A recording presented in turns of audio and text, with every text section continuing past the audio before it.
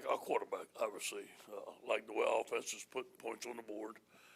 We've gotten better on the line of scrimmage on the offensive side of the football. I feel like our guys have been tested against Auburn. They've been tested against Florida. Obviously, they're going to be tested again this week. I do believe we have better depth on the defensive line. I think that our guys are equipped, and this is the best football team we've had going into this game. Coach, how much of this game is psychology in terms of you're playing a game this week, you're not playing the previous 8 games or the game you played last year against Alabama and believing you can win? You know, it has nothing to do with it. Just like when we play Auburn, just like when we play Florida. What happened in the past has nothing to do with this. This is a new game, a new week, a new football team. So new players on their side, new players on our side, has nothing to do with it. You know, a year ago you said that if the line of scrimmage is so key to this game, and you were just saying you feel better about that now. I mean, it's primarily a lot of the same guys on the team. I guess what do you think has made the difference in a year? Well, I think Tyler Shelton's playing better.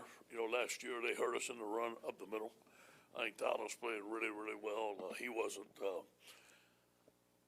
in shape last year, and it wasn't as good as his fundamentals. I think Rashard Lawrence is playing well. Glenn Logan, we have some backups that are playing very well.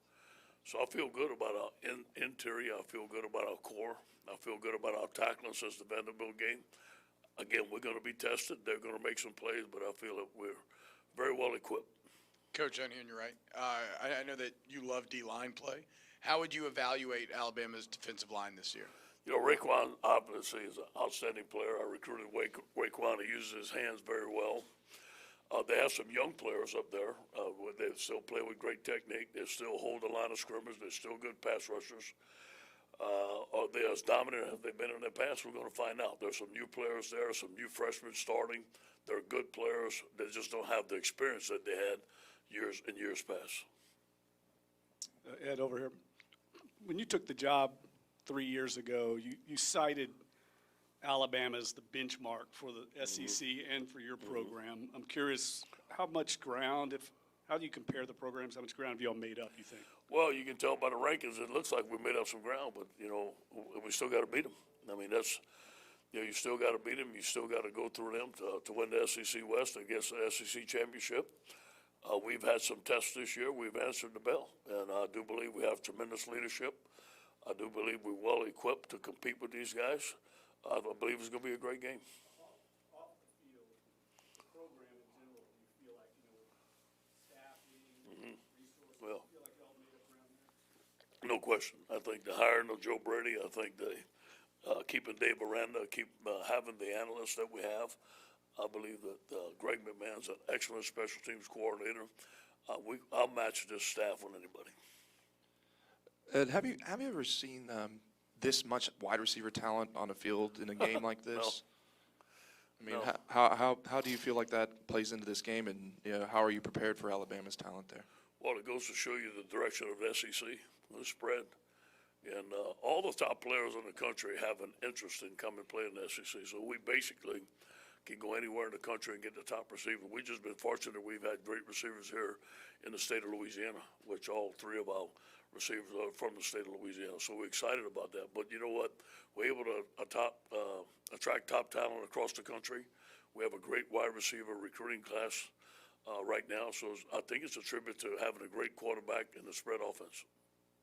Certainly talent and preparation matter in games like this, but does confidence, and if it does having that guy, Joe Burrow, give you that advantage? No question. He made some comments to me already right after the last game, so he's going to be ready. He's a leader. You know, we've been looking forward to this game, but we're not going to treat this game different than any other game. This is the next game on our schedule. There'll be bigger games down the road for us, but we understand. We have respect for Alabama. We understand what they do well. We understand what we do well. It's going to be a great game. Ed, to your right. Just for the record, is there a possibility for Divinity to return potentially? We're not going to close the door on that, but we'll see. And then a plan for Grant Delpit this week? Yeah, you know, Grant has a slight injury. We do believe that he's going to practice a little bit today, practice a little bit tomorrow, and will be totally healthy for the game Saturday.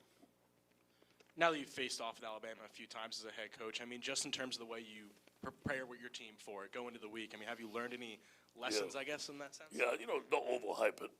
There's going to be enough hype out there. Just, stick to the fundamentals.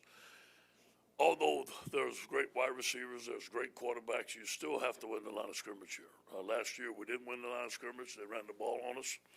The year before, they threw the ball on us. So, we have to play well in every area of a football team. But it just goes back to fundamental. And this week, tackling is going to be a premium. They're very dangerous with yards after contact. That's where they make most of their plays. I think it's my turn. Hey, Coach Marty Smith from ESPN. I know you want to treat it like another game. It's one against two, man. How do you define what's at stake Saturday? Well, SEC Championship, SEC West, going to the SEC Championship, having a chance to be in the college football playoffs, having a chance to win the national championship. I mean, that's for us is every game in the SEC. I mean, to get to where you want to go, it seems like you have to go undefeated. You have to beat Alabama. You have to keep on going, and then you have to win the SEC championship. Then you get to get college football playoffs. So if you start thinking about all that stuff, it becomes overwhelming for your football team. But we know what's at stake, but we don't talk about that. Today's going to be Tell the Truth Monday. I'm going to talk more about the Tiger Bowl than anything, about the guys that played well, because I want our guys loose and relax and go play a football game. Coach over here, do you expect Tagovailoa to play? Sure. And that answers that question. And do you think that if either one of these teams gets to the end with one loss, that the one-loss team deserves to be in the playoff? I can see that. Obviously that's not for me to decide, but I can see that. Obviously, two very good football teams, and you go through this conference like that, and you got to play each other. You're at the top of the polls in each category. I think that they'll deserve a shot. Coach, down here on your right, when you talk about LSU Alabama, people around here, I think are so deep in it. Sometimes talk about it so much, it's like you can't see the forest through the trees.